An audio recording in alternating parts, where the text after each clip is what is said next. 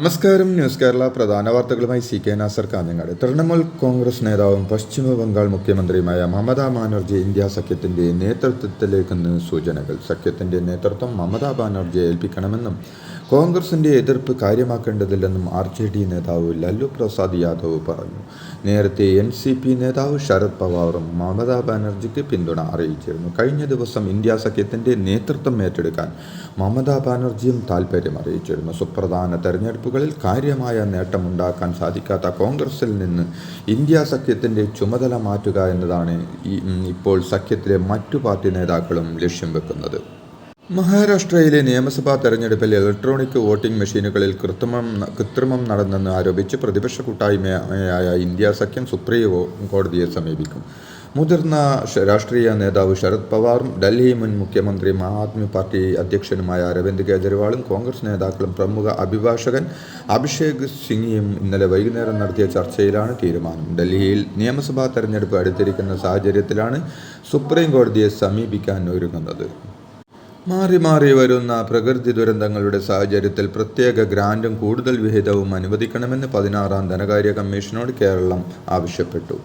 സംസ്ഥാനത്തിനുള്ള വിഹിതത്തിൽ കാര്യമായ വർധന വേണമെന്നും ധനകാര്യ കമ്മീഷനോട് സർക്കാരും പ്രതിപക്ഷവും ഒരുപോലെ ആവശ്യപ്പെട്ടു.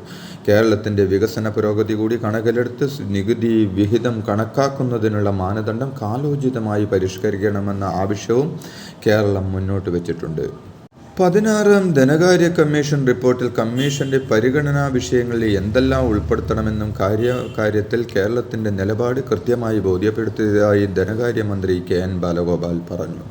റിപ്പോർട്ട് തയ്യാറാക്കുന്നതിനായുള്ള ചർച്ചകളുടെ ഭാഗമായി കേരളത്തിലെത്തിയ നീതി ആയോഗ് മുൻ വൈസ് പ്രസിഡന്റ് ഡോക്ടർ അരവിന്ദ് പൻഗാരിയ ചെയർമാനായ കമ്മീഷന് മുന്നിലാണ് കേരളത്തിന്റെ ആവശ്യങ്ങളും നിലപാടും അറിയിച്ചത്.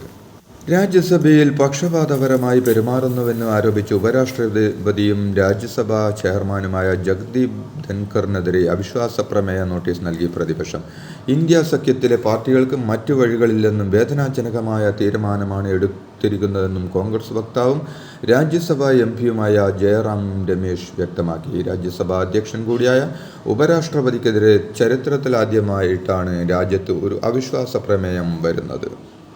വിഴിഞ്ഞം വിഷയത്തിൽ കേന്ദ്ര സർക്കാരിന്റെ മറുപടി കേരളത്തോടുള്ള നിർമ്മല സീതാരാമന്റെ വെറുപ്പും BJPയുടെ രാഷ്ട്രീയ പകപോക്കലും തുറന്നുകാട്ടുന്നതാണെന്ന് CPI MP advocate P Santhosh Kumar. വിഴിഞ്ഞം അന്താരാഷ്ട്ര കടൽ വികസന പദ്ധതിക്ക് നൽകിയ വയബിലിറ്റി ഗ്യാപ്പ് ഫണ്ട് സംബന്ധിച്ച് MP പാർലമെന്റിൽ ചോദ്യം ഉന്നയിച്ചിരുന്നു.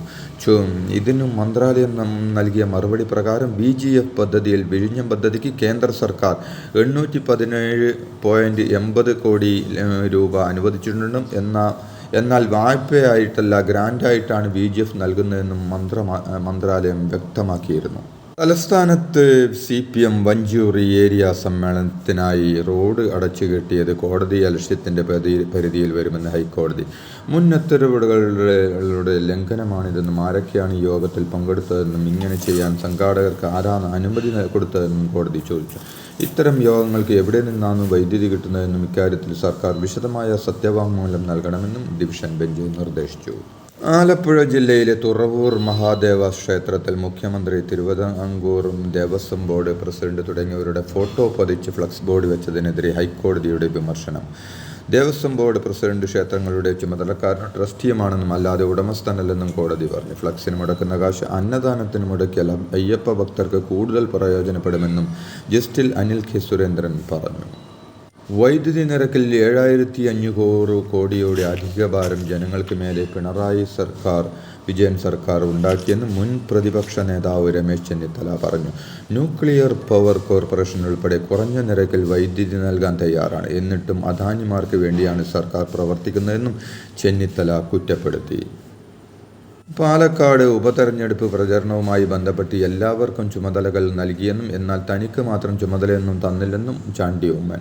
അന്ന് പറയേണ്ടെന്ന് കരുതിയാണെന്ന് ഇപ്പോൾ കൂടുതൽ കാര്യങ്ങളൊന്നും പറയുന്നില്ലെന്നും അദ്ദേഹം വ്യക്തമാക്കി. പാർട്ടി പുനഃസംഘടനയിൽ യുവാക്കൾക്ക് പ്രാതിനിധ്യം കിട്ടണമെന്നും സുധാകരൻ KPCC പ്രസിഡന്റ് സ്ഥാനത്തു നിന്ന് മാറണം എന്ന അഭിപ്രായമില്ലെന്നും പറഞ്ഞ ചാണ്ടി ഉമ്മൻ അത് ചർച്ച ചെയ്യാൻ പോലും പാടില്ലെന്നും എല്ലാവരെയും ചേർത്ത് പിടിച്ചു കൊണ്ടുപോകണമെന്നും കൂട്ടിച്ചേർത്തു.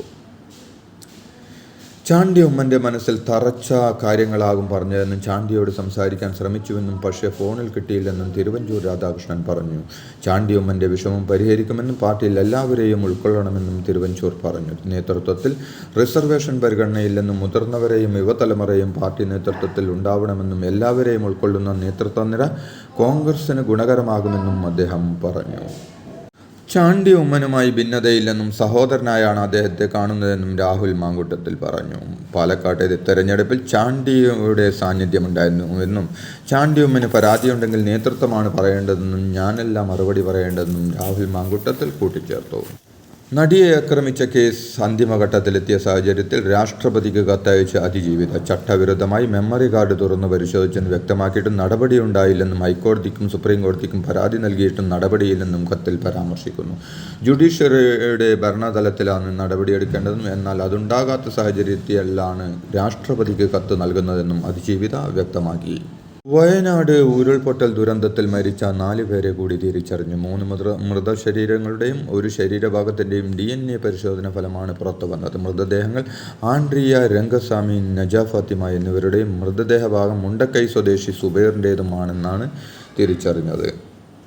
ജീവിതോപാധിയും ഘടഭാവടവും എല്ലാം നഷ്ടമായ വയനാട്ടിലെ ഉരുൾപൊട്ടൽ ദുരന്തബാധിതർക്ക് സർക്കാരിൽ നിന്നുള്ള പ്രതിദിനം 300 രൂപ ധനസഹായം കൂടി കൃത്യമായി ലഭിക്കുന്നില്ലെന്ന് പരാതിയുണ്ടെന്ന് റിപ്പോർട്ടുകൾ. നിരവധി പേർക്ക് ദിവസം 300 രൂപ വെച്ചുള്ള സഹായം കിട്ടാനുണ്ടെന്നും വാടക കൃത്യമായി ലഭിക്കുന്നില്ലെന്നും പരാതിയുണ്ട്.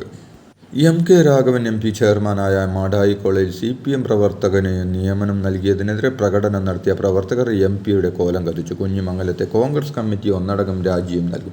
അതോടൊപ്പം കോളേജ് ഭരണസമിതി അംഗങ്ങളെ നേതാക്കളെ DCC സസ്പെൻഡ് ചെയ്തു. രാഷ്ട്രീയം നോക്കി നിയമനം നടത്താനാവില്ലെന്ന് MK രാഘവൻ MP സ്വജനപക്ഷപാതം കാണിച്ചിട്ടില്ലെന്നും സുപ്രീം കോടതി നിബന്ധനകൾക്ക് വിധേയമായാണ് നിയമനം നടത്തിയതെന്നും അദ്ദേഹം പറഞ്ഞു.